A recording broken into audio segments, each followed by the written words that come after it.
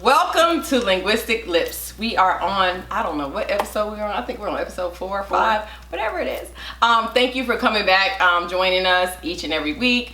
This week's topic, we're going to talk about colorism in the Black community specifically. First, I want to go around and introduce everybody. I am your host, Indian Girl, and to my left we have Raquel and Santina. Coming from the West Coast, we have Red Star. and our guest co-host today, we have to my right, Tammy is in the house. and also on Zoom we have. Debbie Williams. All right, so since colorism is a very important topic and a very serious topic, we want to first go over the definition of colorism. If Red Star can go ahead and give that definition for us. Sure thing. I checked a couple different dictionaries, Oxford and all of those, but it's pretty much the same. And it means a differential treatment based on skin color, especially favoritism towards those with a lighter skin tone, and mistreatment or exclusion of those with a darker skin tone, typically among those of the same racial group or ethnicity. Okay. That's the textbook definition. But colorism is basically something that it can go both ways. So it can be within a racial group and outside of it as well, between groups. Okay, so we're gonna focus on within our race. That's why we have us a nice array of ladies here today, so we can have a little balance in the conversation. Debbie, I want to start with you first. Debbie, if you could tell us what you do, a little bit about yourself, and then you can give us your experience. Starting with me, that wasn't the plan. Okay, so what do I do? Most people know me as Ask Debbie About Hair. I started out as a hairstylist almost 30 years ago, and I went from studying trichologist or being a trichologist to now I'm a board certified nutritionist and a hair loss practitioner. And also I am a functional medicine specialist. So I've taken myself from just being a hairstylist to something else. And the reason for that is because, and it's more for us as African American people, most of us are sick and don't know it, and we eat the wrong foods, and society is putting all these foods in our communities, and it's making us sick. So me becoming board certified as a nutritionist is a way for me to help my own people understand the right foods and how we need to stay healthy and how we can combat and reverse high blood pressure, diabetes, autoimmune deficiencies, lupus, hair loss, and many others. So that's who I am. I've been in this business for almost 20 to 30 years, and I'm loving where my journey is taking me because I'm helping people reverse a lot of chronic illnesses that they thought that they could never get rid of. High blood pressure and diabetes is one of them.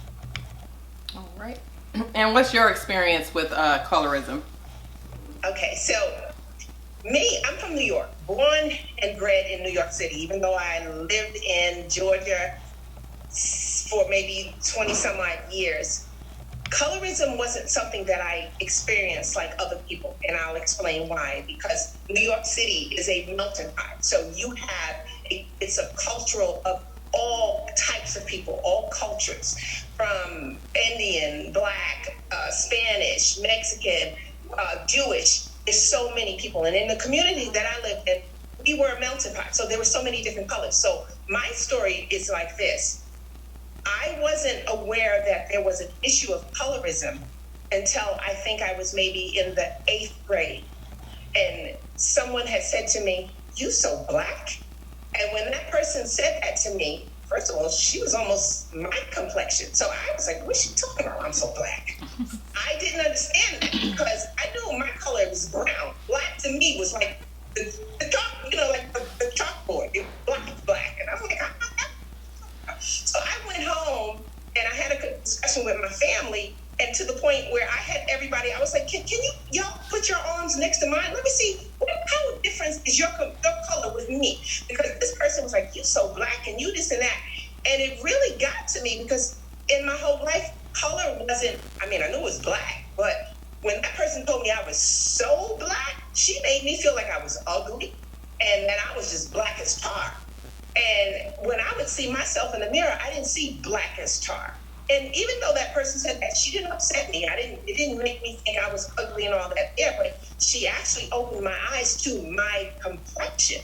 Because I really, even though I had best friends who was white and Spanish and light skin and other complexions of me, I didn't realize it. So that was my first experience with colorism, when that person said that to me. And then after that, I guess it made me notice other color, because I really, again, coming from New York is real different. And if you live like in California, LA, different places where you got all sorts of colors, it might not affect you, but that was the first time that it affected me. I didn't have any other experience with it, but I will say this, and when you asked me to join this board, it made me think deeper. And I realized that I think I was a part of that colorism, because when I started dating, I only dated light-skinned guys. I didn't like the dark-skinned guy. He wasn't cute enough for me.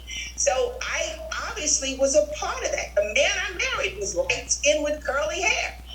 So I realized that, hey, I was a part of that thing. I never even, if a dark-skinned guy passed me by or even came and approached me, I wouldn't even give him the time of day.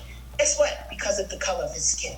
So I realized later on in life that I was actually doing the same thing that others were doing to me, in the way that I chose the type of man that I chose to date. Now, again, later on in life, I've changed it. I started realizing that you can't base a person on the color of their skin. But growing up, I did.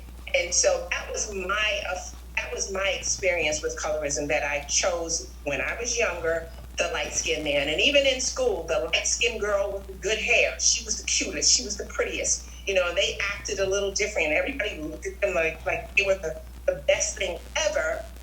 But again, even though that was the case, I guess it didn't affect me.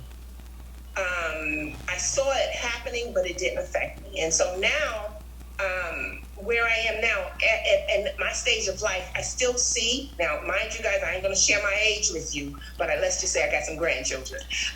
I realize that colorism is still a problem in this day. We're in 2021. Colorism is still an issue. So here's the topic that I want to bring to you guys. Where I see colorism is a problem for me is in this billion-dollar industry of beauty, because my skin is dark. I may be the darkest one on this panel. And if you all will notice that in the beauty industry, and I'll notice, when I started wearing makeup, there was no makeup for the dark-skinned skin. All these billion-dollar companies, L'Oreal and everyone, they didn't make a makeup for my skin tone. I had to deal with whatever they had and match it with me. So even to this day, when you walk into a Sephora, now they may have two little sections that may have makeup for the darker skinned girl, but most of the makeup is not made for us. The lipsticks, if I put on certain lipstick, I look like a clown. So they still don't make products for the dark skinned person. So my conflict with colorism is that the world, or the beauty industry, and I'll target the beauty industry, still is not recognizing us. All right, great introduction to that for our conversation. So I'm going to go to the other extreme. Tammy, first tell us what you do, a little bit about yourself, and then your experience. Sure. I'm technically Tamala Ann Willis, and I have been living in Georgia for at least, almost 30 years now, but I'm actually from the D, Detroit. And so growing up, my first memories of colorism, as I think back upon it, is my very best friend from the age of 3 was very, very dark complected, and I was very, very light complected, but we were the besties. Even though I have a twin sister, it was either us 3 or it was me and my girl Sean. You couldn't tear us apart. Every weekend I was spending the night over her house or she was at mine, and so we just grew up together, loved each other, appreciated each other. But when we were teenagers, and we started to blossom, and the boys started looking, the boys would look at me more so. I wasn't conscious of it, but she actually brought it to my attention, and she was like, oh, they just like you because you high yellow. And I had to think about it. Okay, am I garnering more attention from guys because of my complexion? Because up until then, I just saw us as sisters. We just black. And even in my family, there is every spectrum in the whole rainbow of us as black people. So I've never thought of one particular connotation as being better than the other. But when she brought that to my attention, it made me feel like, okay, if people on the outside see me like this, I'm high yellow, I'm put on a pedestal because of my complexion, then I as a black person need to be more conscious of how people of other complexions feel. So I think for me personally, it made me more sensitive and appreciative of every spectrum that we are. And so as I, went through college and got into the profession that I'm in now, that I've been in almost 25 years at least. I'm in the mortgage industry, and corporate America, I saw it firsthand. I tried to deny it, that they look upon me a certain way because of my personal and professional merits. But my colleagues, I would get promotions, and my colleagues, would be like, they could come to me and they could talk to me because we always had a close bonded kinship at work, but it's just because they see you as non-threatening. And I never thought that. I just thought, I'm a professional, I'm great at what I do, and they just see me as an individual. But they opened my eyes to how that is how some corporations will look at us. If you're too dark, if you're too black, if you bring your street savvy to the workplace, you're not going to be recognized or appreciated as much, and you may not get promoted as much. So for me, I think it made me more sensitive, more aware, and even to this day, my relationships with sisters in particular has never been compromised by colorism. I think if anything, the way that I look at everyone, male and female, I just see people as people, and I appreciate them for what's on the inside. But I think this particular topic is perfect right now, where we are as a nation, where we are with all the different plagues within our own community. I think it's always great to have an opportunity to expound upon these conversations, because I think there has been a lot of progress. I think there can always be more. Great. All right, Santina, play with it. I remember when I was around maybe 6 or 7, and me and my sister, we were at my grandmother's house in Van, Texas. And I remember a comment that I made to my sister, and I had every intention on calling her before I said this, but I hadn't had a chance to talk to her about it. And I remember saying to her, these are my people here because they're the same complexion as me. And she was like, so? The people in Wills Point is my people because they the same complexion as me. So that was the first memory that popped in my head of colorism. Me and my sister look just alike. She just happens to be a little bit darker than me. That's it. As the other young lady said, I played a part in it because I would never date light-skinned guys.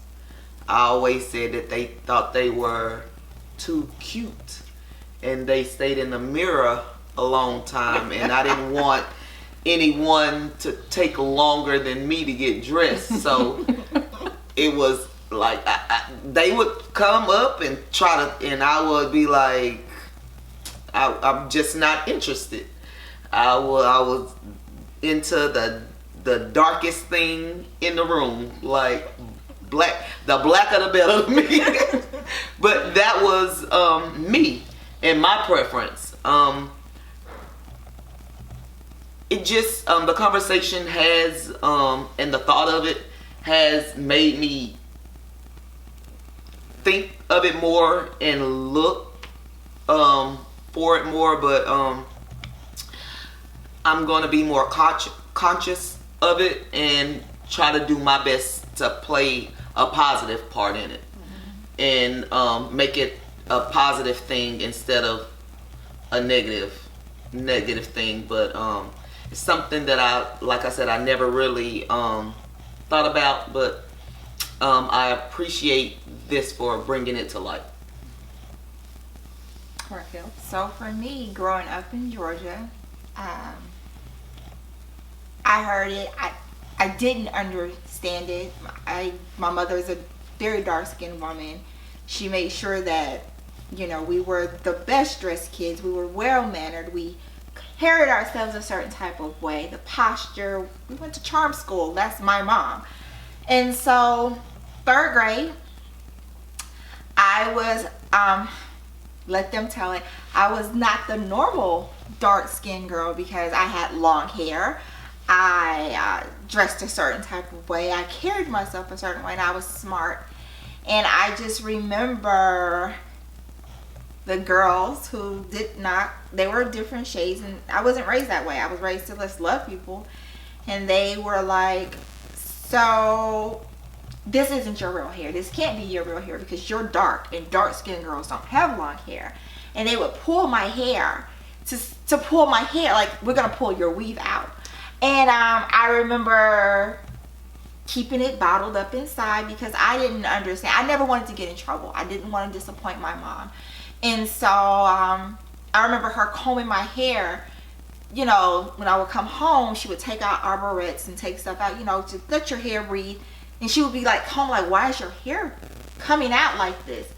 And like, I had headaches, and finally, you know, I broke down, and I was just like, you know, this is what I go through in school. Why am I different? What's wrong with me? Because the girls who I were friends with, and I thought we were friends, we were similar. It's just my skin complexion was darker, and I never thought I was on the darker end of the spectrum. I thought I was just caught up in between, you know. I'm not that, I'm not this, but I'm not that. But I'm comfortable with who I am. Because my mom is this beautiful black woman. Like, she is a dark-skinned woman, and she carried herself. Like, when she walked in the room, she owned it. And so that's how she was raising her daughters. But then these girls who are young, and they're looking at TV, and they're saying that I'm against what pretty is supposed to be as far as being a black woman, was having brown skin and having long hair. They didn't go together. It was like, you're supposed to, beauty was supposed to be your dark skin, so you're supposed to look like this. And because you're light skin, you're supposed to look like this. You can't have these qualities because your skin doesn't go with that. And it just carried on. The whole, when guys especially, you're pretty for your complexion. What is that supposed to mean? You have nice skin for your complexion. It's so clear. What is that supposed to mean? Do you wear makeup because you don't have blemishes? What is that supposed to mean? Like, I used to look at them like, what does that mean? Like, so I'm supposed to look a certain way because I'm not lighter than a brown paper bag? Literally, that was the thing, the brown paper bag. Yeah. Okay. Something you internalize. But I think for a lot of times, us girls don't really notice it until we start dating. And it's sad to say that our black men are the ones who almost pit us against each other. They have put us against each other. And that's the sad part about it. I've never had a preference when it came to dating. If you're cute, you're cute. You're fine, you're fine. But looking back at it, men have divided black women because they would make one feel better than the other. And we're all beautiful in our own sense. So, yeah. And it's really interesting because my little fair-skinned baby downstairs, I not expecting that when she came out. And I was just like, I was ready to raise this strong, proud, dark-skinned little sister. And I'm like, got this, my little fluorescent blue, my little fluorescent boo. She's yeah, she pale, y'all. But I'm learning how to get her to understand and accept who she is, because she wants to look like mommy. Mommy, I want to look like you. And I don't like the questions I get when people see just she and I together. Was her dad white? Is he Puerto Rican? Is he Hispanic? Is he, no, he's black. And then they look at me, and then I look at them. And it depends on the day, and if Jesus is with me, I may just say something that may not be nice. And then other days I just look at them and like, let's not go there today. So, yeah. All right. Red Star.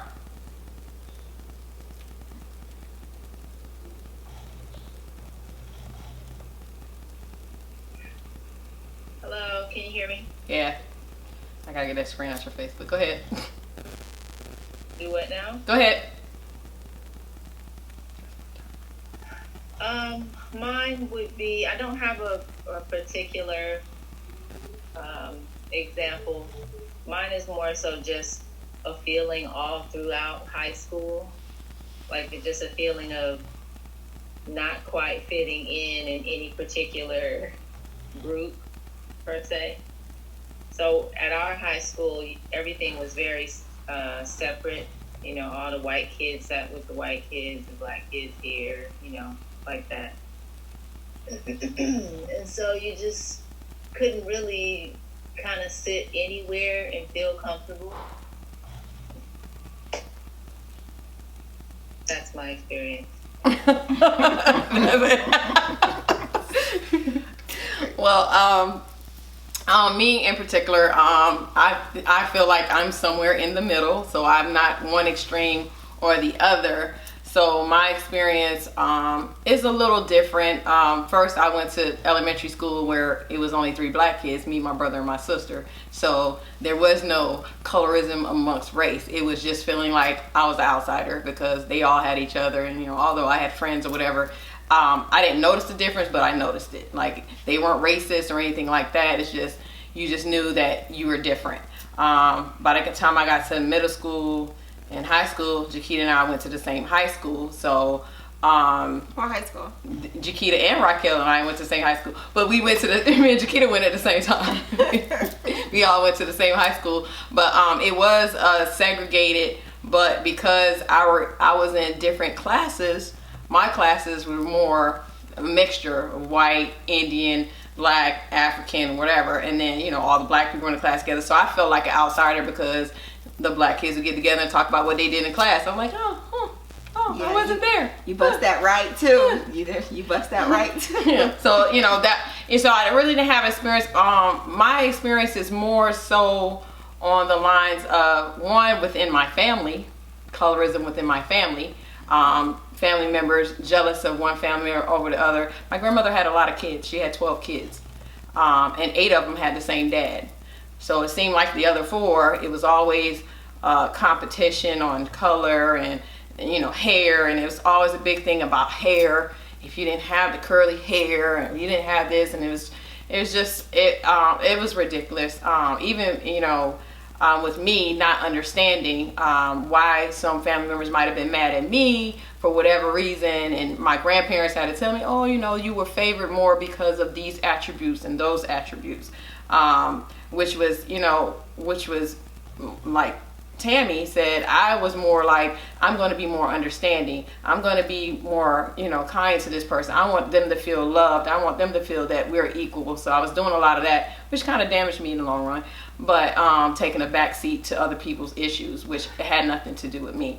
So only thing I can say about colorism really is, you know, kind of on the lines of what Raquel said. You know, I saw myself as a black girl. I didn't see any different. But people will say, you got Indian in your family? You got Indian in your family? You got that hair? You got Indian in your family? I'm like, you know, and I would constantly be like, no, I'm black. Or they will say, what country are you from? What this, what that? Because how they see, if you say you're black, they expect you to have kinky hair.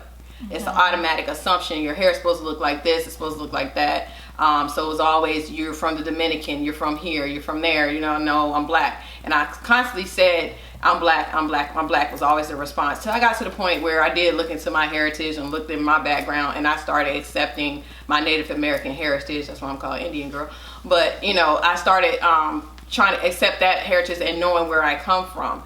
But mostly it was in your own community. Basically, they're saying they want the stereotype, and that's in any shade. They want us all to fit a certain stereotype of color and be set in that, or you're not one of us. So it's more of, you're not really one of us if you don't have these attributes.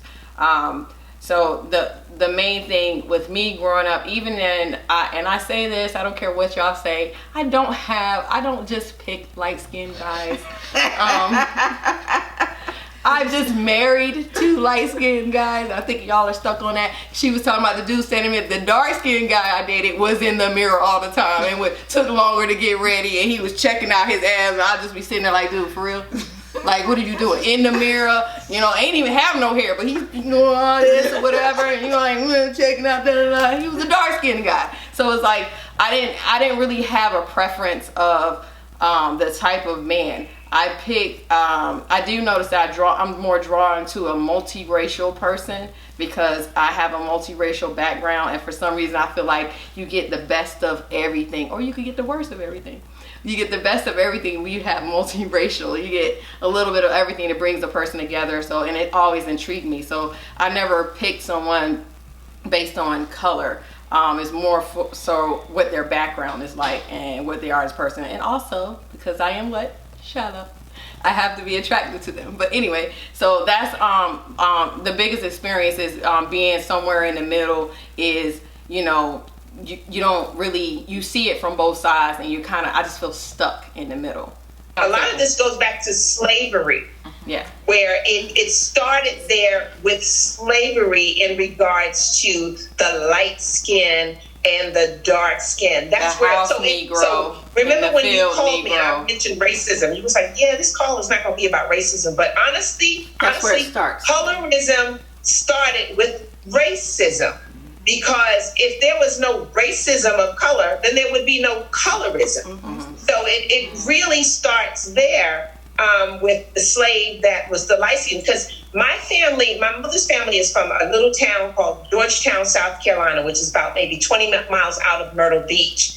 And some of her family still live on this plantation that's run and owned by the Vanderbilts. And a couple of years ago, we did a family reunion, and the Vanderbilts allowed us to tour the land.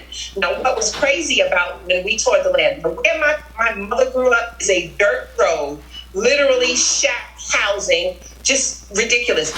But when we toured the land, you walk 200 feet, and it's like you just walked into paradise. The big white house, the grass is greener than I've ever seen. I mean, beautiful. And when they allowed us to walk over into their land to show it to us, my entire family couldn't believe that just a few steps down was where my mother and her whole family was born and raised, and still some families still live on this land that the grass is a dirt road. You can't even grow grass on it because it's like sand.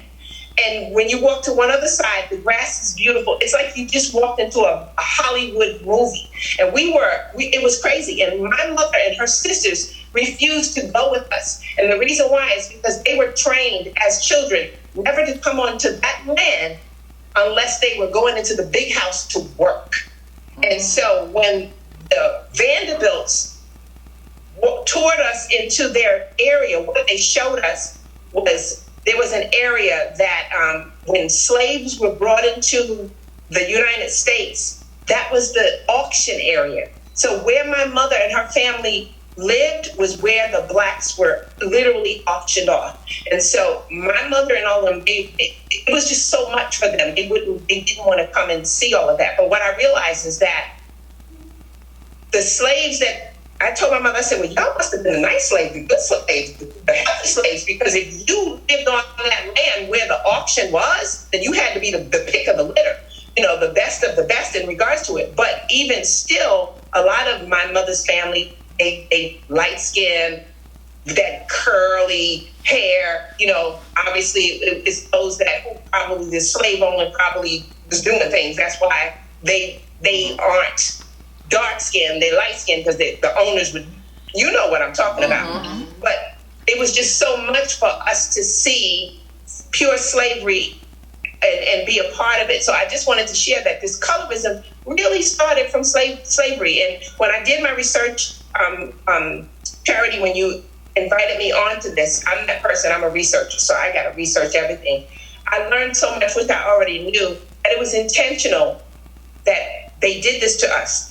One of you, I don't remember who said it. It said, men divided black women. Men have divided black women. And that's true. But it started from slavery, where they started dividing us, because they started realizing that if they make the light-skinned one live in the house and work in the house and the others live in the shack, it's going to start confrontation between them. They're never going to come together and come against us. They didn't want us to have unity. Yeah. They didn't want us to come together. And that's what we struggle with even today. Because we're too powerful. They know we're powerful as a whole. So they wanted to separate us, and they did. Right. And they did. And it's so wonderful that with the podcast and the things that's going on, just general, we're coming together, and it says we always have. When people used to say how black people don't do this, and we don't, I disagree with that. We are strong people. We always have been. We support each other, and I saw it we all saw it recently in the media for all of 2020, how we came together, but we were there all along. They have been trying for a long time to keep us separated, but they always said that we was the culture, we were the only culture that is never together. That's not true. That's not. It's not true. And I have coworkers, and they're very woke, and we talk about a lot of things. And one of the things she said to me, my white coworker, and she said that white people, she said, as a white person, I don't have culture. She said there are traditions that's within the African American culture that you guys do.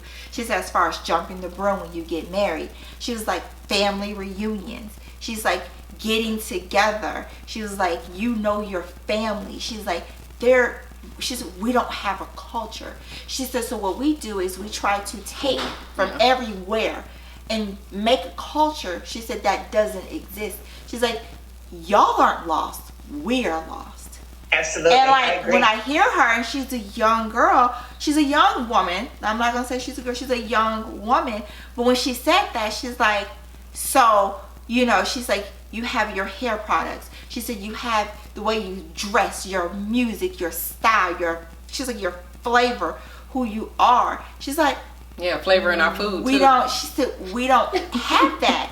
And she said even the way you cook, she said just your traditions when you cook and certain things, she said we don't have that. She says white people that live in America, she said American white people do not have culture. She said, but you do. Because they're not even American anyway. Exactly. And so she said, but it made me think about that. But then I look at some of my people who look like me, and just how sometimes we're so ignorant that we don't uplift each other, especially women.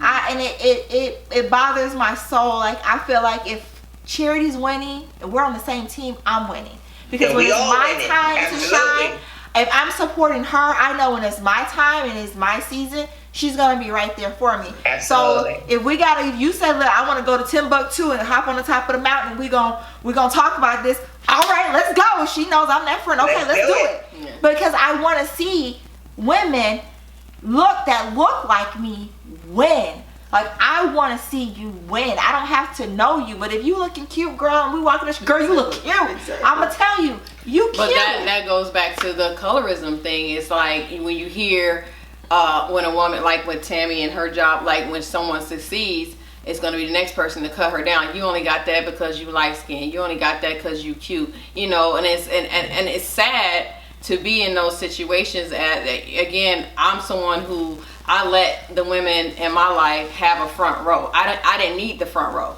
but how that's damaged me, because I didn't want to be looked at as the pretty girl. I didn't want to be looked at as the one center of attention. So I was the tomboy. I wore baggy clothes. I didn't wear makeup. I wore my hair in plaits and like tried to cover up who I really was so the next woman could feel confident.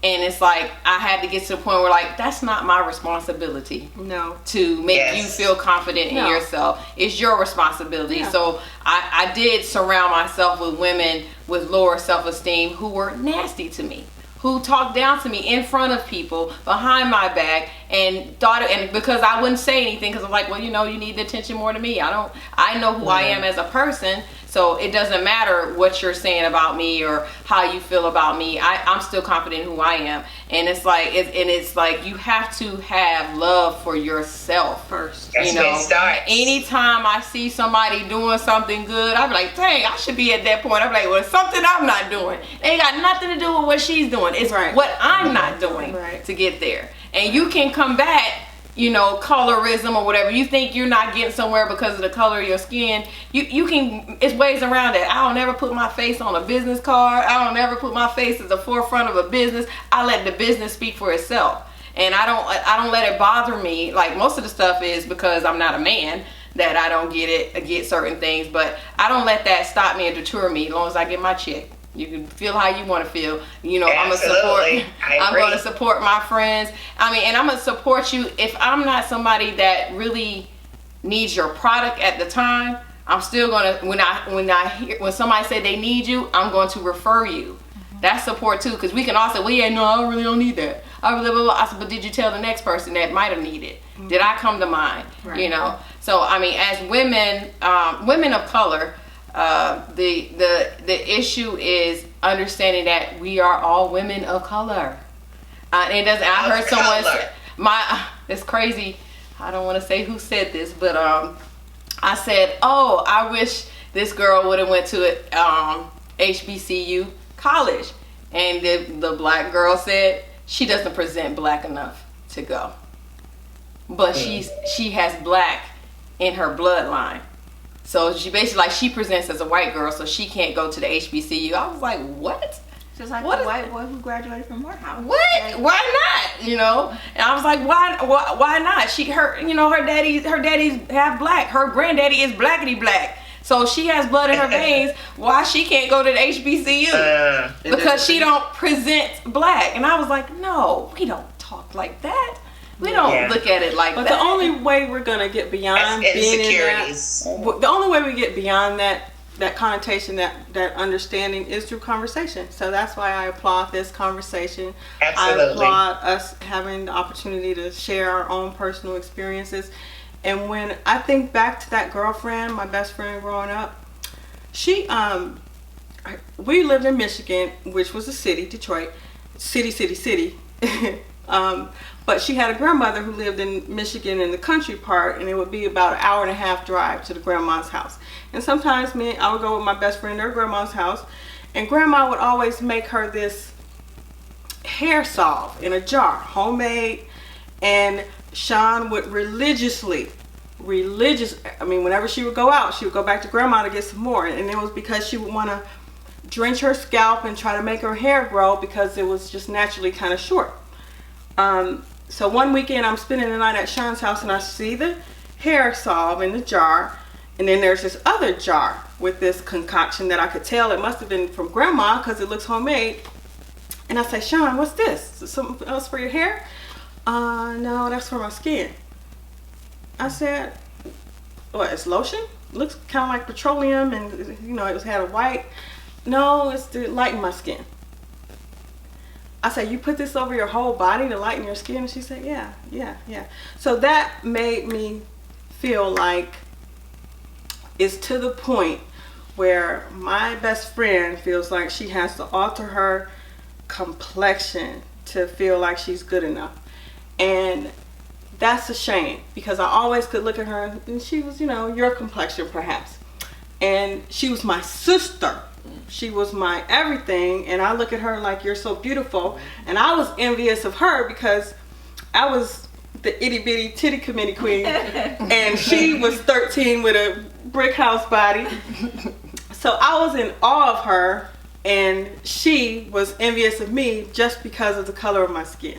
So this is a conversation we need to have. We need to understand how individually and collectively beautiful we all are. So Yeah, and that's the only way we get beyond it. collectively. Most conversation, it starts with our ancestors, our mothers, It does. our grandmothers, our, picking favorites or putting that mindset that they're not good enough because they didn't come out this color, or they didn't, because that's again slave mentality. You're better if you're lighter, because the lighter ones got to stay in the house. They got to, they got the roof over their head. They got the better job. They didn't have to be out in the field all day long. So it was automatically you're better, and that's where that mindset start. And it just kept evolving over time, and it's put in their heads. And like we said in the beginning, it was not on us. It was on the white man who wanted to keep us apart, because he knew if we were united, we could take over. We were powerful. We would take over. But they also set the standard of beauty for us. You Barbie dolls, blonde hair, blue eyes, little perky boobies. Hollywood. They made us think that this is what you have to look like. And then we didn't even have black dolls. And so then when we were little, going to get a black doll, as soon as the Toys R Us or Lionel's Playworld opened up, Mama had to be the first one in line, because there was only 2 or 3 black dolls, and so she wants to get those black dolls for her daughters. My Cabbage Patch Kid was white. Yeah, and exactly, and if you did make one, it didn't look like me, and I'm like, I'm not this dark, but I'm not this light. So, how do we fix this? Right. Getting to fixing it. I was just about to speak on that. I think it's important for us to start within our own home and start watching the things that we watch on television and the things that we see on the internet, and make sure we're talking to our children first before they're experiencing in the world, so that therefore they have something to fall back on. They already have a conversation. Within this last year and a half, I've stopped looking at so much television, and it's done me so much justice. We don't realize just by watching something the information that we retain automatically, and that's what television is for. Right. They want to train our brain to think poison. a certain type of way. And I feel like if we pull back from that, like she said, do more research, do more reading, listen to a book or something of that sort. It just takes your mind off of the world, and it pulls you back into yourself, and you can get a better understanding of things. So I think that's somewhere we can start with talking to our children, giving them an understanding, and also making sure we're educating them and not letting the world educate them. I think that's the problem. As some parents, we don't want to dive into those conversations. We don't want to touch on it because they're too young. I think when the George Floyd was murdered, and she came into my room and she cried, and I held my then just turned, she wasn't even an 11-year-old child, and she's like, "Mommy, I don't want you to die." And for people sometimes say I have too deep of a conversation with my child, or I touch on a lot of little things, because I don't want you to learn this from the streets. I want you to learn it from me. And we watched a movie on Disney, The Color of Friendship, and it was based back in the 70s during the middle of apartheid, and it was about a white girl from South Africa. They came to America as a what's it called when the kids come for a semester, a student abroad? Student exchange, foreign exchange student. And so the little black girl whose father was a politician, and so they were not the little white girl's depiction of what black was supposed to be, as far as how they have arrived. They lived in a big house, they spoke eloquently, they had money, and the little black girl was looking for a little black girl to come off the plane because she's coming from Africa. And so she was like looking like, "Are you the help?" Like when they finally met, and she was like, "You white, you're from Africa." And so we watched the movie together, and I was explaining to her, what happened during that time. And we had that conversation, and she was like, "Okay, I get it." It's like, she doesn't fully understand it because she's been raised in this melting pot of different cultures. Her friends, they look like everything, but sometimes she just sits back and says, "Well, Mommy, I want my skin to look like yours. And I'm like, baby, I can't change that. You know, but what I'm going to do is I'm going to teach you how to love you for who you are. Absolutely. That's and where it starts. Your black is just as beautiful as mommy's. I said that's the beautiful thing about our culture, our skin color, is that there's not just one. It's just not one color. The shades we are don't beautiful. all look alike. But as a little girl, I remember. I think Fenty hit on it. Yeah, with when her teacher said you're black and held up a black Fenty. crayon, and she looked at her and she said, "We're not black." She's like, "I don't look like that, and you don't look like that." And so she went through the crayon box and found everybody the crayon that matches their skin color. Mm-hmm. And so she came home one day and somebody had that 100 count box. I know she said, "You're black." She said, "No, I'm peach," or she'll say, "I'm caramel," or she's like, "In the summertime I'm caramel," but she said, Right. "In the wintertime I'm peach." But she has been that way. And so sometimes I looked at her, and one of my students, he asked me the other day, "I don't have a crayon that looks like me." I said, "You know what? I'm gonna get you a crayon. I'm gonna get a box of crayons You'll find with one. all the browns, the shades of hues of browns, because he's on the spectrum, and so you can't tell no child on the spectrum they black." We say, "You're African American." I said, "Well, what do you want to be today?" He said, "I want to be blue." "Okay, well then you blue. You blue today. Be blue, baby. Be the best blue you." Be the best blue. That goes back to what I was talking about, even in the beauty industry, which is a $1 billion industry, when it relates to us as Black women. For years, they never, like I said, for myself and even for other Black women of color, they always made makeup for us. They were only just a few shades, you know. So even for the light-skinned Black women in the white world of beauty, they only had 3 or 4 shades of light skin and 1 shade of dark skin. That was it. But don't you see that it's now changing? You know, Don't you see that it's now changing? Like, they're the now Fenty, changing it. But even now, for me, I gotta go run through a whole lot of makeup just to find one to match me. But at least I can try now. There was a time that Maybelline, L'Oreal, they didn't think of us. You know, they had 2 or 3 shades for the Black woman. You picked the rule of 3, but they had 15 shades for the white woman. Now I don't understand why, because to me the white woman had 1 color. Yeah. And I had, you know, and for me with MAC, the powder I picked, it was always dark. I'm like, so if I match dark, what if somebody dark? What do they use? If I got dark, because dark was my if yours complexion. was the dark. Yeah, exactly. I'm like, what is this? I think who was it? Was it Maybelline, or when Queen Latifah had her line that she went a little Maybelline? dark? Which is a Maybelline line. I don't wear makeup. I wear lip gloss. That's about as good as it gets. Well, yeah, I think it's only maybe 3 major companies that, like, I think it's Fenty, right? That did all the shades, and they showed all the shades. Yeah. But that's new. That's in the last couple of years. Sure. You know, so. But I feel like the beauty industry, of women wearing makeup. I feel like the beauty industry is starting within the last few years of putting a premium on the darker skinned Black woman, because she's represented on Gucci, she's represented by Fendi. All the high-end designers houses are now putting her at the forefront. They have to. They have to. But because they have to, think about all the little girls who never had the opportunity when we were growing up to say, "Oh my God, look who's on the cover of this magazine or this." Vogue, So it is changing, and it's only changing But because look how we're long making it took for the Exactly. change. But I guess we shouldn't complain. It finally But we just did is have the changing. fair It's just like with everything skinned else. Black women, but when I see the Lupitas and I see the Violas and I see you saw Cicely Tyson, God rest her beautiful soul. Beautiful. You see these women that it took so long for men to just recognize them.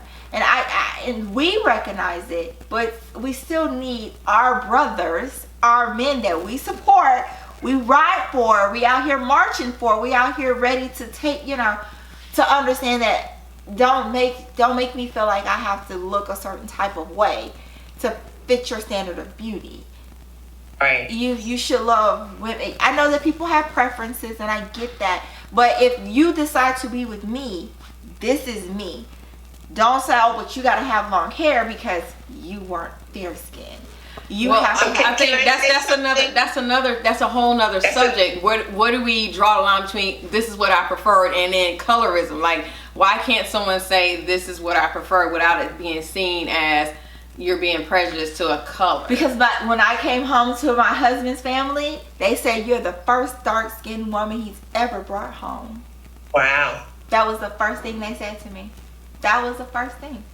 So, for me, he wanted that long hair. He wanted my hair long. And I know that's what he prefers. So can we talk for a moment about the long hair situation? Me coming in, me being a hairstylist for so long, after a while, I started realizing that society was also making us feel that we needed the long hair. Straight. Our hair is not naturally, our hair comes in different textures and different things. And there's nothing wrong with there's nothing wrong with weaves and all and wigs and all that there. But I find, and if y'all disagree with me, let me know. And see, I can say this being in that hair industry, that some women have lost their sense of who they are with the hair.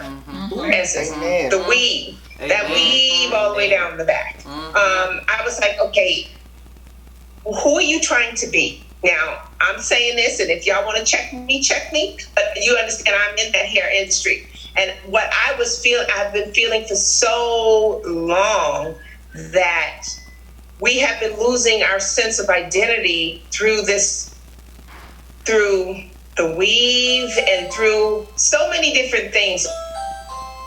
And maybe that's another time, another topic. But that's because the white woman, she has the long hair, extreme long and straight hair. It's because it started with that implantation of the idea of what beauty is. So when we were all little, and because we didn't see ourselves being broadcast and categorized as beautiful, when we became a certain age and could do things on our own, we said, hey, let's do this and do this so I can be beautiful. But I think all of that comes into play with what's been planted in our minds on what is and isn't beautiful.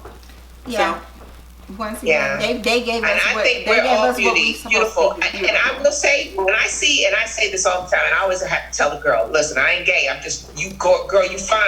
When I see the black woman and she shaved her head, when she's like a short hair or shaved hair, those black women are the most beautiful to me, because the hair is not the focus. Right. It's the features. And I have seen it. And every time I see, and I'm like, girl, you got the confidence. When you shave your head, that's a level of confidence. And I have looked up to many women when they have I cut it short, but I didn't shave it. To have that freedom.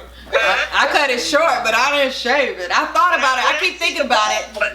Like when we first watched the Black Panther movie, I was like, oh, these women in here are fine. They are so gorgeous. I agree. They were just naturally beautiful. And that let me know, for us, we are so beautiful. Hair don't make us. And I say that all the time. I deal with hair loss. So I always tell people, please understand, you're losing your hair. Please understand, your hair does not make you. You are beautiful whether you have hair or not.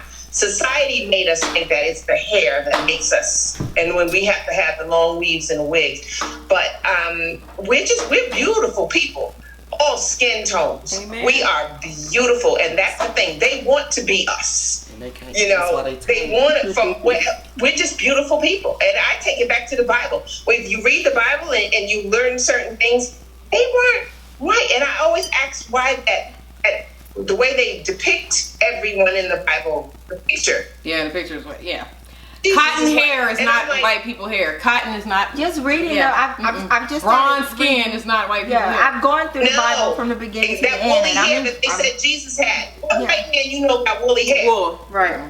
Okay, so I really think maybe Einstein, but I'm not sure. The days of the Bible, I really think that's why we've been hated for so much, because it goes back to the Bible. If you go deep into your Bible and you listen and you read, a lot of the things that went on, the people weren't white. Like you can't live in the desert and was dark. Pale. I'm sorry, you can't live in the desert and just be pale. Yeah, it doesn't work that way. It doesn't. I feel as though I've always just looked back at, when you look at the hierarchy of how kids are premature, and the strongest is a black girl. She has the highest survival rate of a premature child is a little black girl.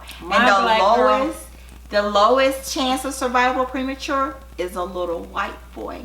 And so from just created in the womb, we have been built to fight. We have been built to withstand so much. That is the way God created us. And when I was in the hospital with my daughter, there was just like this. She said, "Well, you're having it." She said, "What are you having?" I said, "A little girl." She said, "Oh, she's gonna be fine." I was like, "Huh?" She said, "She has the highest rate of survival." She said, "Because she's a black girl." She's like, and that she said, "Have you ever heard of the syndrome, the wimpy white boy?" I know. She said it comes from birth. She said they are born inferior. She's like, so that she said they know they cannot stand up to who we are. And I just was like, and so I went on Google, and sure enough, I was like, that makes sense. Oh, wow. What you're saying makes sense, because if they know that they're inferior, this is why they try to make us feel that we're inferior, because we're not. Exactly. So it's that mindset. You're inferior. You're worth nothing. You're this. You're that. And it's crazy because then they say they fear us, Right? And then we are a threat, and and I have to have these conversations with my son, and now unfortunately I have to have the conversations with my brother. Hey, sir, you can't be extra loud, you can't be this, you can't be that. Even though you're not going to do anything, they're going to make the assumption and they're going to attack, and they're going to call it protecting themselves. Right. And I wanted to go back to the the I am not my hair.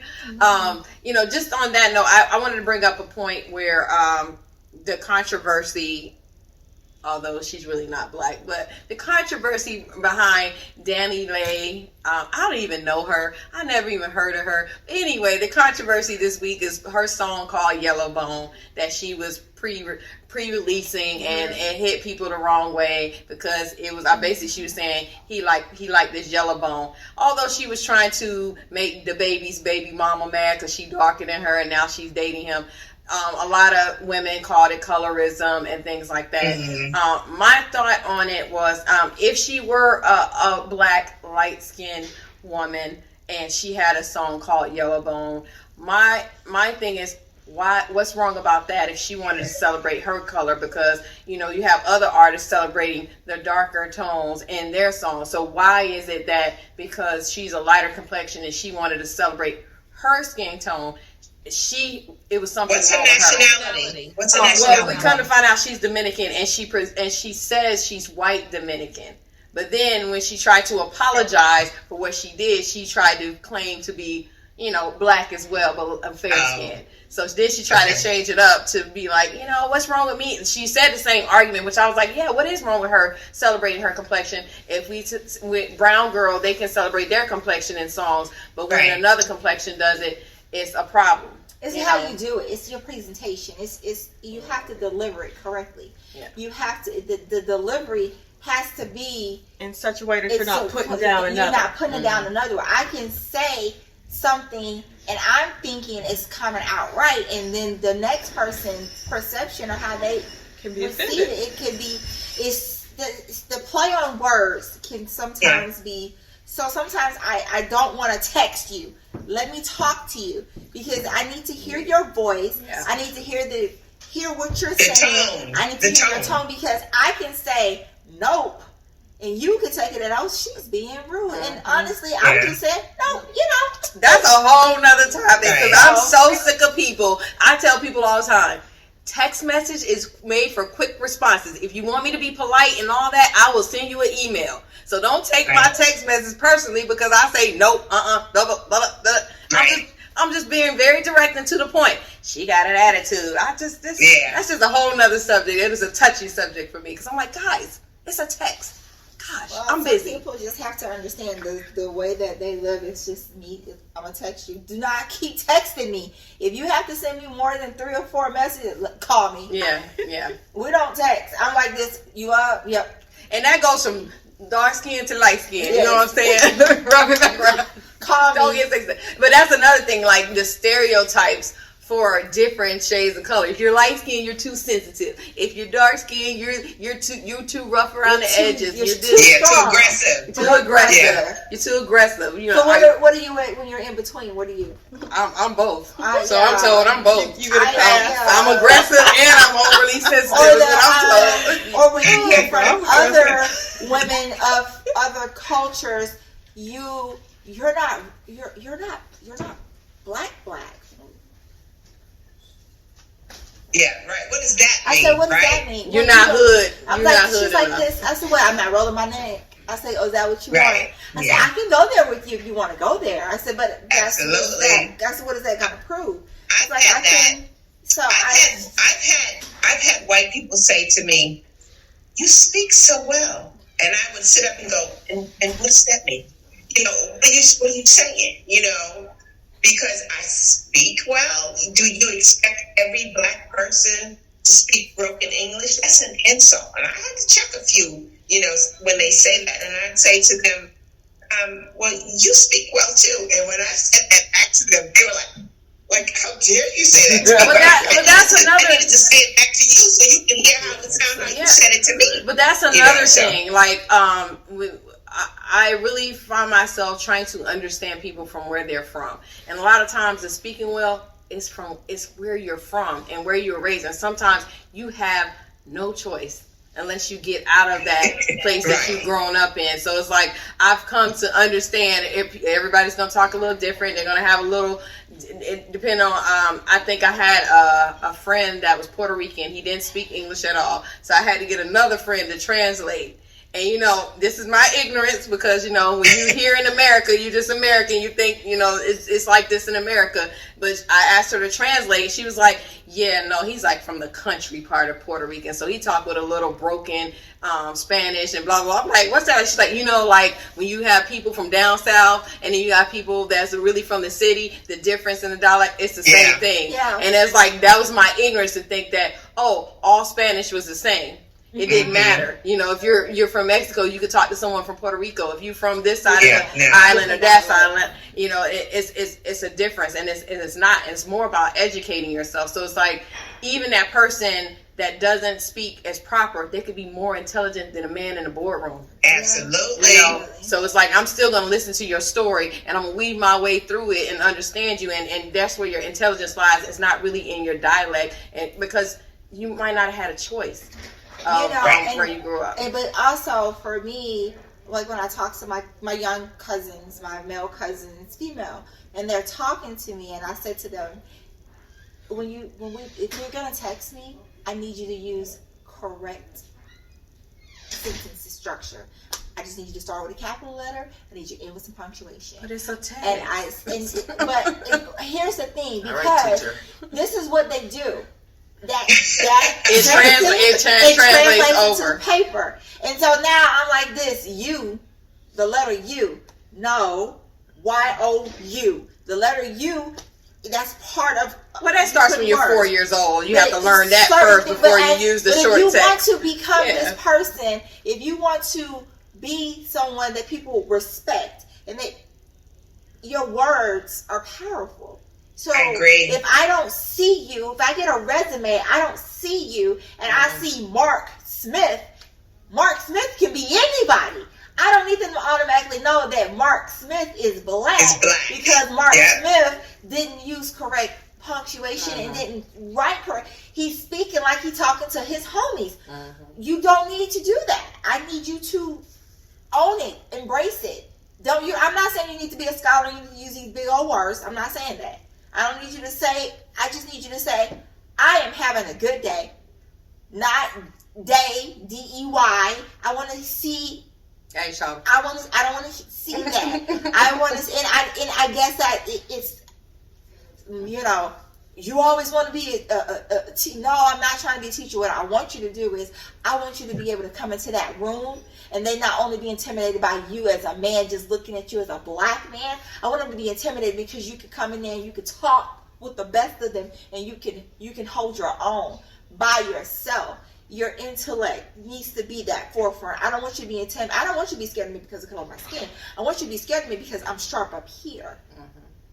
Yeah. Speaking of you know what people have said, I love what you just said, but I get this a lot, and maybe you all can agree, when we talk like that and say the things that you just said, they want to call us bougie black.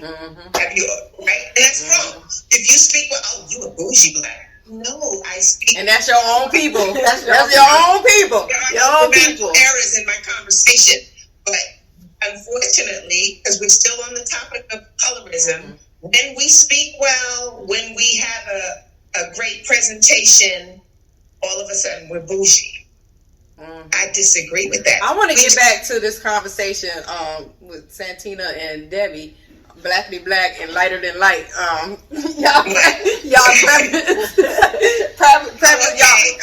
end of the spectrum with the men, because colorism is not just with us women. Yeah. Men have to deal with it too. We went through the whole thing. Light skin is in, dark skin is in, where men have to deal with that too. And like, what was that? Because the thing is, like, if you have a preference, why does it have to be labeled colorism if you had a preference? Because I think you said it was you realized it was colorism because you would only date light skinned men. Yeah, I saw growing up, I only saw the light skinned guy was cute. I never gave the dark skinned guy or the brown skinned guy a chance. That was, I don't know if I'm going to say, okay, it was my preference, but I never even gave the other color an opportunity. I never even gave them a choice. And I will say this too, guys. That's the same, like, I never gave the Spanish guy a choice, the Puerto Rican. Any other culture was just like, that was just what I chose. You're laughing. But now, listen, I'm going to tell you for real. If I had to choose, I probably would get a white guy over a black guy. Just keeping it real with you. But growing up, I never gave no other culture, no other nationality a choice or preference. It was just, that's all I looked at was the light-skinned guy. So I was a part of that colorism, not even knowing that I was a part of it. And so this conversation that we were having, like you said, Tammy, we need to have a conversation. It's so important because I have a grandson who's mixed. Grayson, his mom is white. My son is black. So he's mixed. And I actually have full custody of him. So I'm raising a 5-year-old, guys. I don't even know how in my age I got a 5-year-old that is in my household, but I do. And he says to me all the time, he says, Mimi, I want to be your complexion. Now, Grayson is very, very light with white curly hair. And when he talks about he wants to be his Mimi's complexion, I have to have a conversation with him. Because he's 5 years old. He just told me the other day, he said, Mimi, I want to be your complexion. And I asked him, I said, well, Grayson, why do you want to be Mimi's complexion? He says, I don't know. And I think he wants to be because everybody that he's around is around my complexion. Like I said, I'm raising him. So his mother's white. He doesn't hardly see her. He talks to her on the phone, or he'll see her on WhatsApp or whatever the case may be. And even her family, like he'll see her mother once in a while, so that the white side of him, he doesn't have a strong connection to.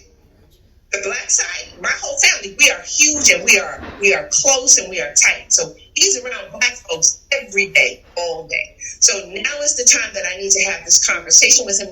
For a long time, he didn't even understand black and white, because last year when he was in pre-K, he was telling me about a kid in his class. I asked him, because we do, and I thought about it. I said, what color is he? Because that's what we do. When he came home and said he had a problem with a kid, I was like, what color is he? Because what happened, I wanted to, was this a white kid? This? And he was like, I don't know. It made me stop, because I said, oh my God, this is a beautiful thing. My child right now don't even know color. And if we could keep that going, that would be amazing. But at 4 years old, last year when I asked him about, he was having an issue with a kid sitting and said something smart to him, and I'm that parent, grandparent or whatever, I'm going to school. I want to see his mother, bring his mother, his father, everybody. We're going to talk about it. But when I said what color, he said, Mimi, I don't know. I don't know what color he is.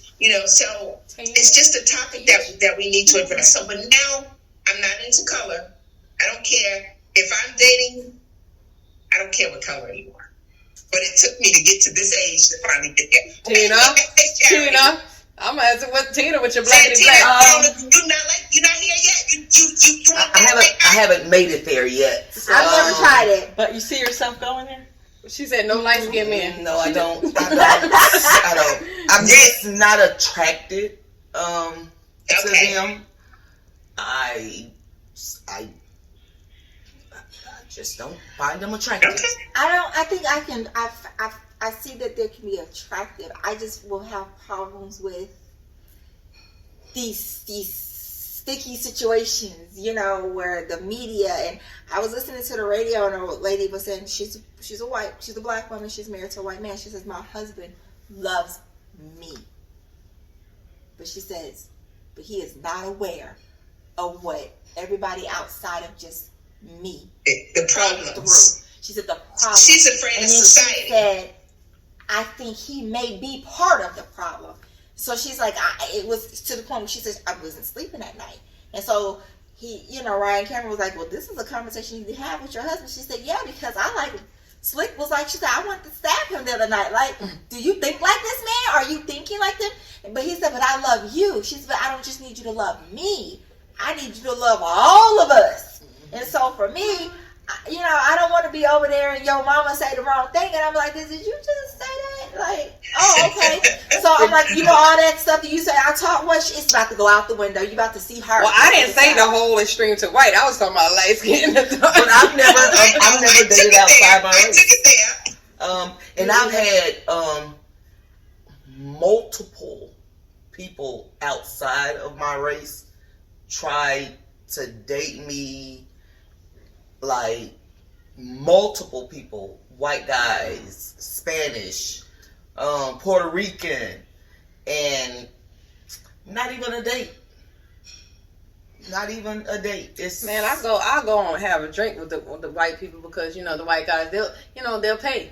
And then you have a nice conversation, and it's like my conversation like with them because I know when they go away, it always turn to business. So what do? Yeah, you know, blah blah blah. We should network, you know, blah blah blah. And it's like I've never had a fear of the white race because again, when I went to school, we never heard racist comments. We just had regular kid stuff or whatever, and that was like a blessing. But it's like up until now, like 30s and 40s, when everything that's going on and things that are happening, it's like, man, these people, what is your purpose with me? Are you gonna lock me in a dungeon somewhere? What are you gonna do with me? It's this is fear. And then relatability, like she said about the lady, like, do you understand that it's not just me? I know you love me, but it's a whole culture. You can love me and hate my whole culture. And I gotta deal with that. Right. Plus, if I'm having a frustration, you know, my brother had his little friend here for a week. She was white, and we find ourselves apologizing every time we say something. Yeah, I'm sorry. We're like, oh man, when we say something derogatory about what's going on with white people, I'm sorry, didn't mean to offend you, but yeah, you know, I didn't mean to offend you, but you know, it was like all of us, my daughter, my son, all of us was like apologizing every 5 minutes because we say, you know what he did? Did you hear about that? Sorry. Them your people though. You realize them your people though. You're right. But you know, as far as the spectrum in our race, like, you know, because the black man goes through it as well. You know, I've dated every race. I dated a guy and I never committed to a relationship. And I remember one day, then he was like, oh yeah, we could just be friends. And one day he said to me, why you ain't never give me a chance? Is it because I'm dark skinned? I said, dude, we went out. I liked you as a person, blah, blah, blah. It just never happened. I was like, if I had a problem with your color, we would never done that. We'd never been there. My first love was darker than me, you know? So I was like, I've never had that issue. But, you know, in my marriages, they were biracial. And just having a relationship with someone biracial, and the crazy part, both of their mothers were disowned from their families because they were with a black man. Mm-hmm. So even in that, it was them, their black side of the family, and their mom, the only white person they interacted with. So they really didn't have a connection with that side. Even the other person is like black and Puerto Rican. He has no connection with the Puerto Rican side because he's only been around his black family. And it's like, so it's like, I love our culture and our people and what we represent and our passion. And that comes through in different types of men. It's like the passion of a black man. I don't care what shade he is. It's the passion and the drive of a black man. period. And that's what draws me to it. It doesn't matter if he's dark skinned, light skinned, mixed, whatever. You got a drop of black in you, you're going to have that passion. You're going to have that drive. And if you got somebody like me, I'm going to take that passion and that drive and I'm going to make it into something. So it don't even matter what shade you are.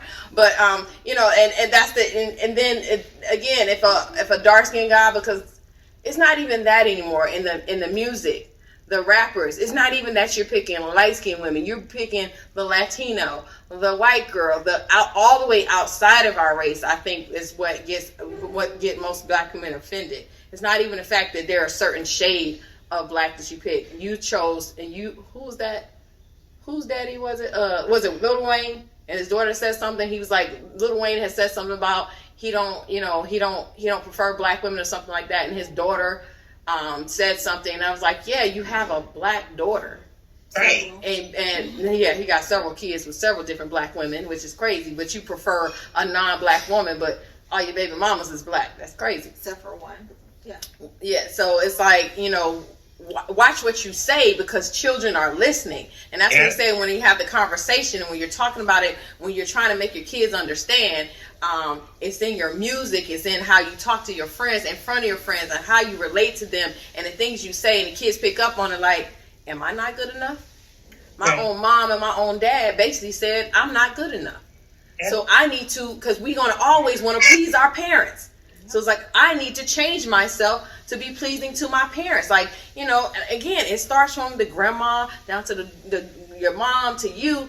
Grandma looked at you like, okay, well, you don't have curly hair like your other sisters. You ain't fair like the other sisters. You know, I don't really want to deal with you. And push that daughter to the side and favor the other daughters because of a particular look. They still came from you. You know, they still came from you. They still, and that's me, you know, and I'm not even going to lie. My sister dealt with that, you know, and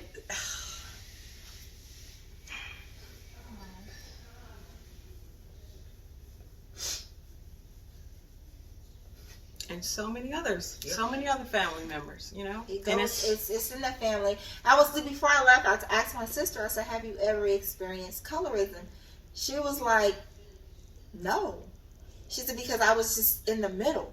She was like, so, she's like, have you? I said, yeah. She said, but you're in the middle. She's like, so we shouldn't. She said, you shouldn't have. I said, but I did. I was like, my nose was too big. Some of those, she was just like this, well, she's like, well, the way in our household, we was gorgeous. My mom made us feel like we was the top models. Like when we came out the bedroom, it was like, boom, boom, boom. Show me, mommy, what you got. So we didn't know it was anything different because my mom made us feel like we were just as good as those kids on TV. And so I didn't understand it. My mom was a nanny. She took care of their kids. But one thing I've always respected about them is that they always invited me and my sister. And my sister and I would go to their parties. And they would my mom made sure we was in the finest just like them. And they never knew that these two little black girls grew up in East Point, Georgia. They didn't understand. We went to, at the time it was evolving, it was a majority black school because my mom never let our color define who we are. Just because you are black doesn't mean that you have to be this certain way. You can be so much more and you can be so different, which was the charm school and which was the sit up straight and the posture. And, when we walked in the room, it was never yeah and nah. And we still to this day, I can't call my mom Ma. It's either mom or mommy. And we can't say yeah. It's yes or no. And you better not speak in front of her. You can't say mama. She said it's mom or mommy or mother. And I just think of mother dearest since I just couldn't do mother. But that's just how she raised us. And so we didn't know until I got outside of the home. This ain't how everybody act. They look like and again, it goes back to your mother. I agree. Yeah, it goes back to your mother, how your mother does it. And before I had my breakdown, it only took 5 episodes before I dropped a tear. I'm proud of myself. But, what I'm saying is like, when your mother suffered trauma from her mother and it goes down to the daughter. And then because it's 2 of us, I didn't feel what my sister felt. So I always try to compensate for how she felt. And it was a rough childhood to have a sister that was always angry and always upset because she felt like she was unseen. And again, I would be the one to let her be the girly girl, and I would be the tomboy, so she can have that attention and those things. And it's like, again, it affected me too. And it's like, then when I have my daughter, it's like, don't be like, it was fine up until I had my son. And when I had my son, it was like, I don't have hair like his, and I don't have this like yours, and I don't have. I'm like, guess what? You are uniquely beautiful in your own way. You are beautiful. You don't have to. And she's like, why? I said, because I'm your mother and that's your daddy, and we put it together, and we made you. Your brother is a mixture of me and his dad. So you can't base. I said, don't be like that. I grew up with a sibling like that, and I saw it, and so I was like, don't be like. Love who you are. Mm-hmm. Love the skin that you in. Don't go avoiding the sun because you're afraid you're gonna get too dark. And it's this black people with this whole sunblock does not keep you from getting dark. It's just blocking the UV rays. Stop thinking you're gonna slather on some sunblock and you're not gonna get darker. I love my tan. Like, oh my God. I can't wait to get it. It's just this thing. I ain't going out in the sun. Just another thing. We go to pool parties. Well, that goes back to the hair thing too. We're not getting in the pool. We don't want to hit the sun. We don't want to mess up our hair. We can't even enjoy life because we're so worried about what people think about us, and we've painted on this mask, and really you're just turning yourself into a clown because you're beautiful underneath. Take the mask off. Yeah. Be who. Accept your hair. Accept your complexion. Accept your eye color. I know I got on contacts today, but I love my eye color. Accept who you are. Accept your height. Accept your weight. Now, if it's unhealthy weight, you need to get some help and lose weight or whatever. Be healthy. But accept who you are. If you got a little crook in your toes, so what? Put some socks on. You're fine. Get your toes done. It's just accepting who you are, and don't allow anybody to tell you that you are less than or you're not worthy. Now, if you're not bathing and stuff like that, then you know what?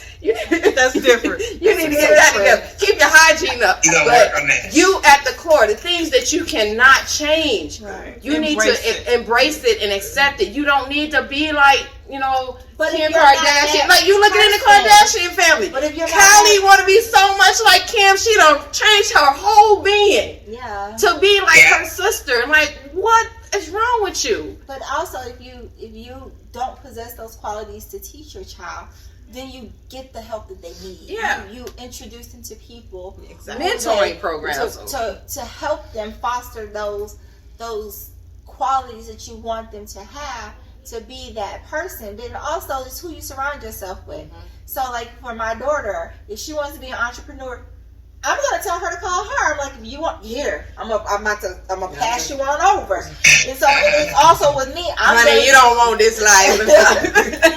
But then with me, I'm more of a, I'm gonna hold you and I'm gonna baby you. She's like, don't you baby them. I'm gonna baby you. Yeah, no. So you just have that. You have to just surround yourself with that village. And that village, you have to trust your village to help raise your child. And help raise and instill into our kids, our young kids, that they are beautiful, they are wonderful, they are amazing, and that there's a woman who looks like us in the White House. And I don't know if it bothers other women because a black woman got in there before a white woman. Or it should just be that a woman. It's black women too that's putting her down because they saying that all she is a coon and she's a puppet for them. And it's like, guys, can we have something? See, you still putting down another woman of color. Woman. My thing is this: first and foremost, we have always been behind them. We have been supporting them, pushing them. I don't think any president has ever been in office. Really, that was all of them. I swear that Michelle was the president and Barack was just the face of it all. And the same thing with Bill Clinton. I look at that. I said to myself, when I saw my coworker was a white woman was crying the same tears that I was crying. She said, I'm crying because that's a woman. And she said, you're crying because she's black. And I said, but she said, but at the end of the day, she said, we're rooting for the same person. So for me, we have to look at the bigger picture. We have to root for each other. If we're tearing each other down, they're not going to They're going to continue that. Yeah, they're going to continue to tear us down too. They're not going to respect what we're saying. They're not going to value us if we can't pull together and support each other first. Well, I think the fact that we do have Kamala in the White House is a testament to the fact that we all have galvanized, we all have recognized, we all have pulled ourselves up by the bootstraps and made a way out of no way through a pandemic in order to make the change that we all recognize needs to come forward. So I'm motivated and I'm inspired by the progress that we made and that we'll continue to make. And I think that for our little girls coming up, they're at the best point as far as having inspiration and recognizable inspiration of what they can achieve and inspire to.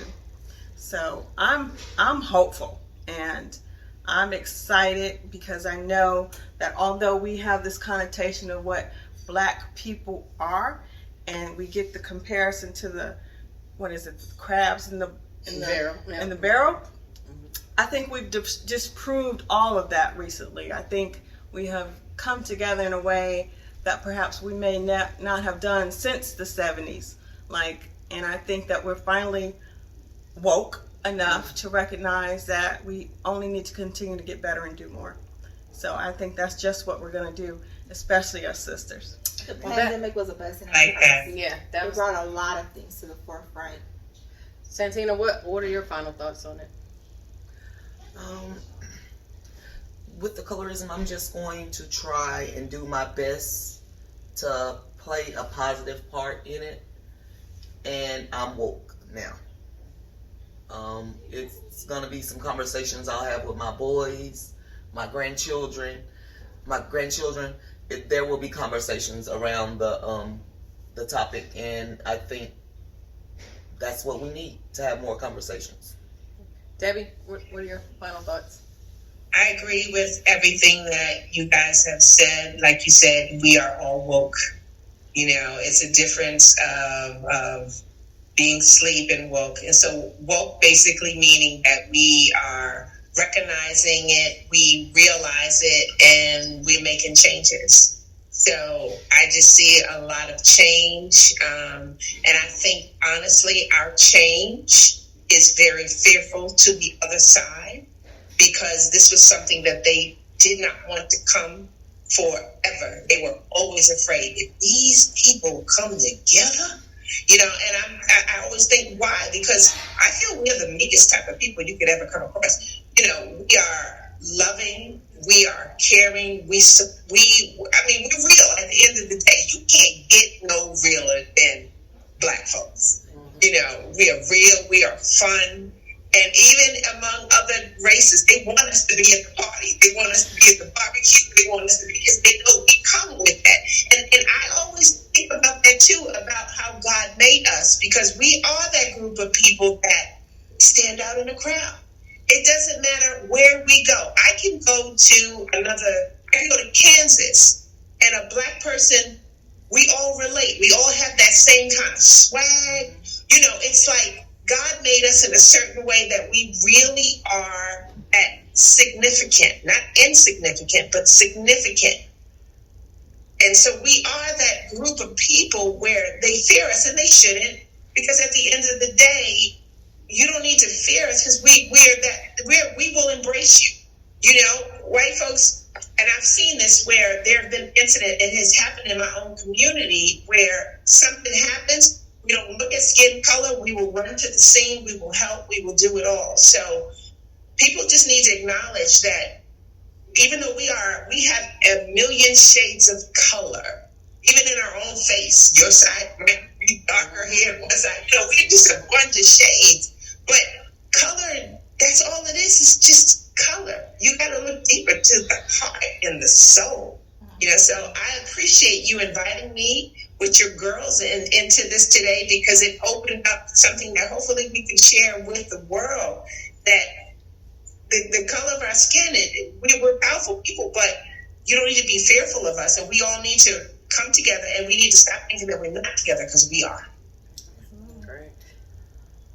Me, I just have to start with myself and make sure that I lead by example, and I make sure that I continue to support and uplift people, all people, but especially those that look like me. And I have to make sure that I am cognizant of and aware of what I'm doing, how I'm moving, and how I'm speaking, because I know there are a lot of little people that are watching me, especially my child. And so I want to make sure that she knows she's gonna do right because she saw it.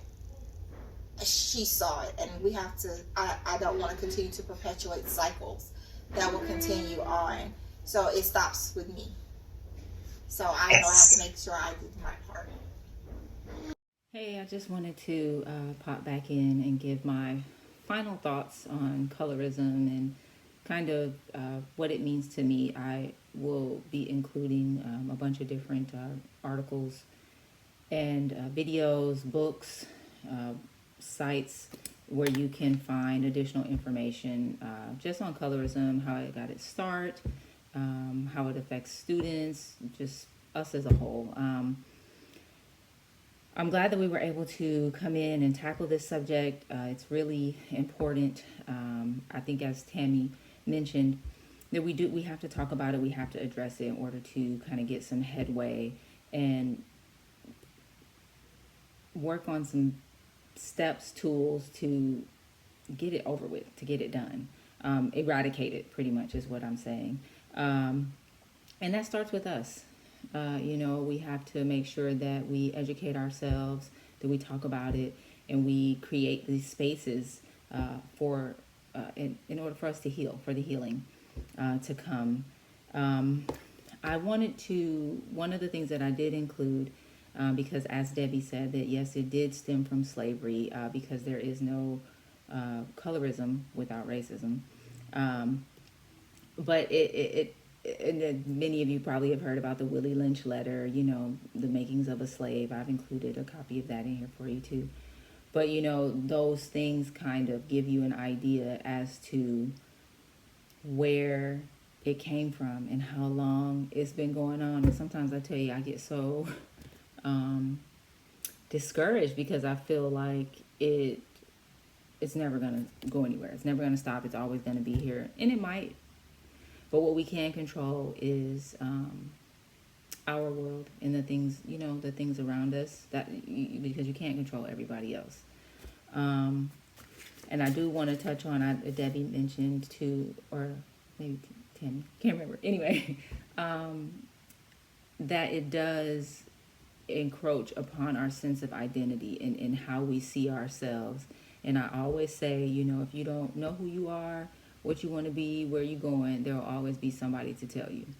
And it's just that. That's kind of where we are now with this. Like, we have all of these societal standards of beauty, long hair, light skin. Now everybody wants to have big booties and slim waist and big boobs. And I mean, there's just always something for us to keep up with, to try to have these levels that we're attaining. It's just, sometimes they are, but not naturally attainable, and it's just ridiculous. I mean, people are bleaching their skin in Nigeria.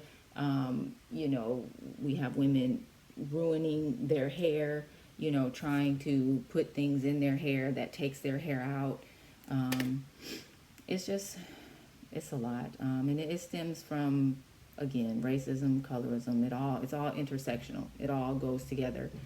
I'm just hoping that this is one of many conversations, especially as of late, that will affect the people that are watching, will affect those in our circles, because as we are educating ourselves and becoming more aware of just even some of the things that we say, that we don't realize that we're saying, it makes me so sad, really, is because, you know, you go through these phases, right? I guess it's like the stages of grief, as they say, but, you know, not grief, but just the stages of, like, you know, when you finally see and you become aware of what's really going on, and then you have to in turn, you know, you have the disbelief, you get angry, and then, like, finally there's like this acceptance, and, you know, so that's kind of what it is. Like, once you begin to see just all the dysfunction, I mean,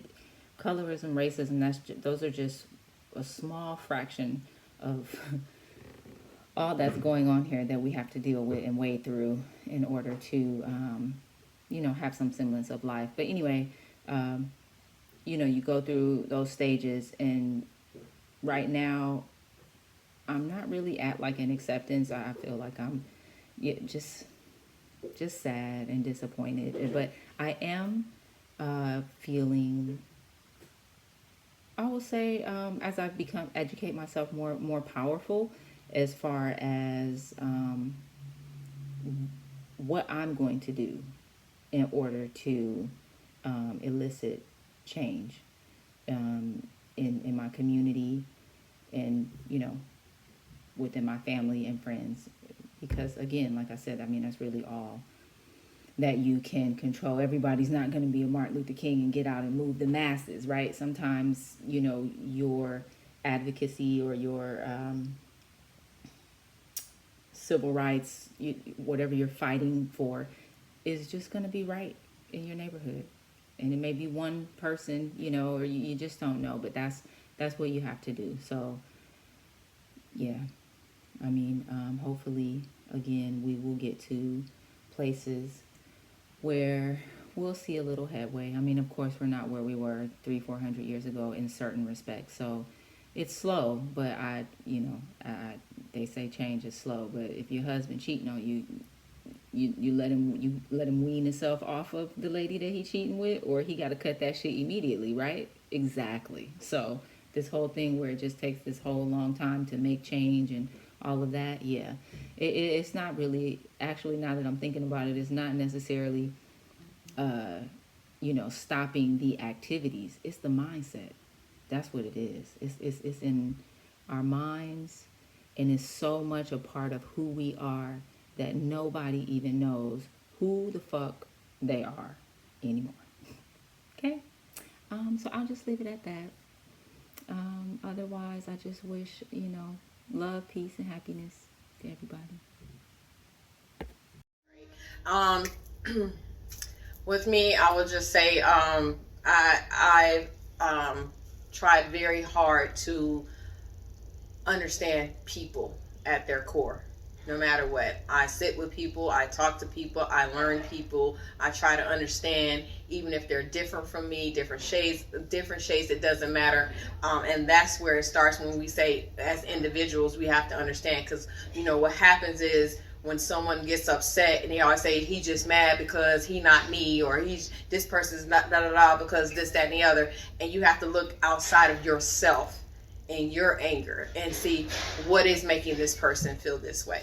What is their side of the story? What am I not seeing? Why it's about me, when somebody could just be having a bad day. You made it all about because y'all different colors and this, that, and the other, or whatever. So it's more about, everything comes down to communication and understanding human beings outside of our race, all races, because we're not the only ones that deal with colorism. The Indian community deals with colorism in a big way. Spanish community as well, So it's just us understanding each other as a people and standing together as a people and understanding that all shades, you black, period.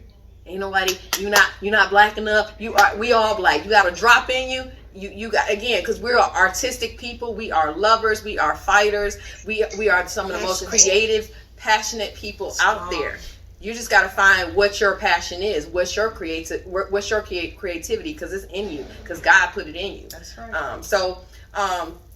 This is a great conversation. I know it's not the end of this type of talk or conversation amongst us as people. So we implore you to continue the conversation with your children, with your friends, with your spouse, lover, whoever, your co-workers, if you have to. Just don't have them sending you to HR.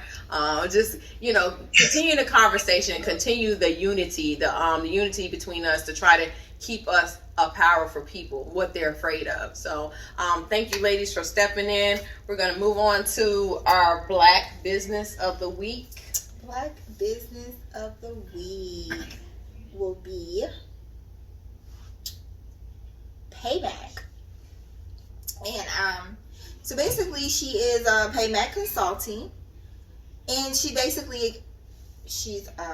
experience is media production, video editing, digital marketing, instructional design, process improvement, and graphic design services. The owner, she's very well versed in her company and her business, and she's a woman. I think most of the businesses I've been getting into are women. Black women owning businesses is something that, we've been doing it for so long, but a lot of times they don't put our face out there, So I want to make sure that I'm supporting my women, my sisters, that look like us. So yeah, we'll have her information. We'll list it on the YouTube. Yeah. But her name is Natasha Anderson. But yeah, Peymac Consulting. Our restaurant of the week. Our restaurant of the week is going to be Pasha. It is a Mediterranean restaurant that is at 631 Miami Circle, Northeast Suite 27 in Atlanta, Georgia, 30324. It is a lounge, and it is awesome. I went on last night and had a good time with my friend girls. You guys should really go check it out. They have hookahs there. Their food was great. Service was excellent. If you're in the Atlanta area, make sure you go check out Pasha, guys. And what should they try at Pasha? The lamb chops, guys. You have to have the lamb chops.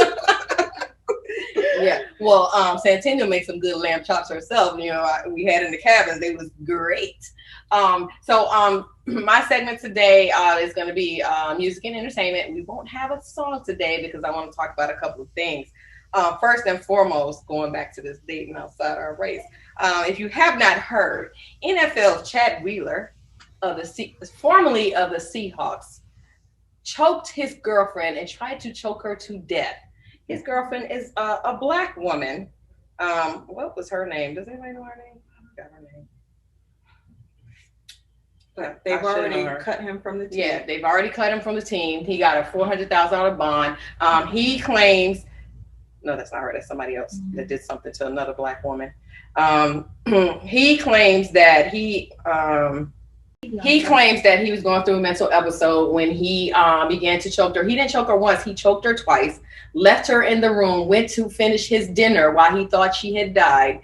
She had got up and went into the bathroom to close the door to call 911, and she heard him saying from the other room, "Are you still alive?" So basically, he tried to kill the girlfriend. I forgot the reason why. Because she wouldn't bow to him. So the problem with this is, one, ESPN waited 2 or 3 days before they even reported it.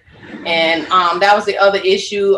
Ply spoke out about it, like, what took you so long to speak about it? This is the problem. If it was the other way around, a Black NFL star with a white woman, this would have been all over the news the day it happened, the minute it happened, as soon as it hit, the 911 call hit, it would have been spread all over everywhere.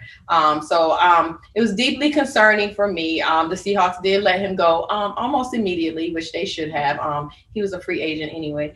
So he is out on bond, awaiting manslaughter charges for her. I will have this link to the story. No, she did not die. She's still alive. She did survive. Again, he choked her twice. and left her for dead. So he did think that he did kill her. He put out an apology, but how can you they're apologize? gonna say it's the that syndrome that they have when they play football in their brain. That's not a crime. You know what I'm talking Yeah, I about hear though. what you're saying. I'm just saying that's gonna be My cousin played professional his football. He's never choked a woman. Be accountability. Yeah. Yes. So that's that. That was another thing. That's one thing that upset me this weekend news. The other item on my list was rapper T.I. and Tiny. Guys, what goes on in the marriage bed needs to stay in the marriage bed. Apparently, What are the allegations? The allegations are they are doing sex trafficking and coercion with women, and some underage women. Some friend of theirs came out speaking out saying that T.I. had once pulled a gun on her in front of some kids. Then she goes on to say how they coerced her into sexual activities. She put it out there so more women can come forth, and she has over 19 victims so far, alleged victims. I don't want to say that they're victims or not, but most of their stories were similar. They would go to T.I. and Tiny's home before they could even go into the door. T.I. would say you have to take an X, a Molly, snort some cocaine or some type of drug before they could even come into the house. And at that time, they were engaged in sexual activities with these women. One young girl said back in 2005 at an all-star game, her friend got lost. She's 16, friend was 15, got lost backstage, met up with T.I. and they coerced her into having sex. So that was the only underage one that I saw. But most of it were women saying they knowingly went to the house. They agreed to take the drugs and they went into the home and had sexual relations. One was even an escort saying that at one point Tiny was mad. T.I. was having more fun with the other girl. So they end up getting an altercation with the young woman. And then she was threatened with saying that she was on drugs and things of that nature. And she fled and never came back to Atlanta. But he made a whole song about it though. He's told his life story. Yeah, I think that the issue with this this conversation is you have some people saying these women knowingly went into these situations to have sex. I don't understand where the trafficking part comes in, because if you go and have a threesome, that's not considered sex trafficking. So I'm not understanding that part. It was a whole debate they were talking about. Are you a victim or are you a participant? Yeah. So if I go, I don't use drugs. So if you come to me and say you need to do, I'm gone. I don't use drugs. But haven't they both at this point denied these allegations? So what's currently, before they denied the friend that came out and made the allegations. So now they saying they're silent. So since these allegations came out and all these victims came out, they have not said anything, which is smart. Well, I saw something on right Instagram he was posting about that they weren't true. But then I also read that one of the victims basically, she's pissed about something, and so she fabricated some stuff. My thing is this: once again, we have to be aware of our surroundings. Number one, you're not going to his house by yourself. Nope. We all going. Mm-hmm. And if he say you using drugs, we all fighting and we all gonna leave together. Yeah. So my thing is this: if you're doing it because you want to be around celebrities, or number one, you're in it to come up, i.e. get paid or compensated some type of way. Once again, it's those lines of this is what the problem is, because women are saying, oh, this is something else that's going to get swept under the rug and we're not seen as a victim. So it's like, it's a hard conversation. They're not a victim. You're a participant. You're a participant. You chose to go to this man and woman's house to have sex. You knew what you were doing. Some were escorts, so you knew. So now you're mad about something, so you want to put their business in the street? Well, they can always put their business. Okay. Well, I mean, they can do if they choose to have sex with multiple people. They wasn't slipped. They So if anybody who uses drugs, especially something like a Molly or Xanax, they make you hallucinate. So you're not going to be in your right mind. So you participated. Like I said before, I don't drink alcohol. So you're not going to give me anything I don't want to take. I'm not. You say you got to take some drugs. I'm like, yeah, I'm good. I'm out. Yeah. But just because it's T.I. and Tiny, okay, if you don't want to do it, don't do it. You can't say they made you do it. You participated in this activity with them. Okay, maybe you didn't get paid as much as you wanted to get paid, or maybe you didn't get the attention that you wanted to get. Now you want to put these people out here. They're grown. You were grown. Now I don't agree if it was a child involved, then that's a whole nother story. But if these were adults that agreed and consented to have this, okay, who cares? But I don't think now, that if could you be got an allegation assaulted, of trafficking, though. Yeah, how's the sex trafficking? I Yeah. think one victim said that she was on the drugs, and at one point she was by one couple. When she came to, she was by another couple. So she felt like she was passed between the couples. If you consider that trafficking or orgy, I don't know what you consider it. But it's just a tough conversation to have because, you know, so many women are victims and they are being unheard and being swept under the rug. So it's kind of hard to decipher if this was really a victim or not. Are you victims or not? not? Don't go on social media. If I feel like I'm a victim, I'm going to the police. Yes. I don't want it. I don't need attention because this person is trying to put out a documentary called Yes. Surviving T.I. and Tiny. Attention. Money. The things that people will do for money and attention is so just. my thing is this: if I feel like I'm a victim and I feel like you've done something to me that has violated who I am as a woman, I don't need Instagram doesn't need to know it, Facebook doesn't need to know it, Twitter doesn't need to know it. Gwinnett County Police will know, or whatever county police needs to know that. So for me, I'm not going into the media. I don't want people to know who I am because now other people may victim shame you. Mm-hmm. So for me, I'm not going to do that. If I feel like I was violated, if this was 2005 and it's 2021, I don't care who you are. You disrespect me, you violate me, you're going to jail. And I'm going to continue to advocate for myself until the right person listens to me. Then, but why does it take so long? Exactly. If you feel so victimized and this happened to you, they claim that they wanted to erase it and forget about it, and now they're happy this person is bringing it to the light so they can tell their story. A lot of them want to be anonymous, but one backlash that T.I. has gotten from it, Mayor Keisha Lance Bottoms has removed him as from a staple, using him as a staple in the Atlanta community. What I heard is that it's more politically driven. They're trying to basically slander Keisha by using this is the company. So she had to respond. He's taking an L for what's bigger than her because she's going to be coming up for re-election soon. Yeah, and someone else just come out saying that she's going to go up for another black woman. So then once again, are we trying to tear down another black woman to get to office? Because at the end of the day, if your hands were dirty enough to get this on him, what are you hiding? What are you hiding? What we're gonna find on you? Yeah. So I hope they get to the bottom of this, and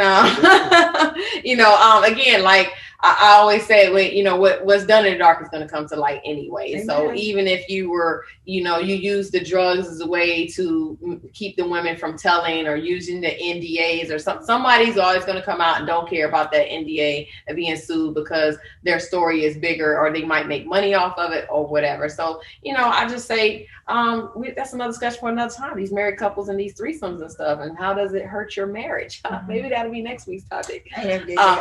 So that's all I got for news and entertainment. I mean, yes, music and entertainment. We won't have a song today because we already talked about Danny Lay, and I'm not going to put her Yellowbone song out. So thank you guys for coming in for this episode of Linguistic Lips, and thank you to our two guests. Hopefully they'll be making another appearance with us soon, and we will see you next time. Goodbye. Bye.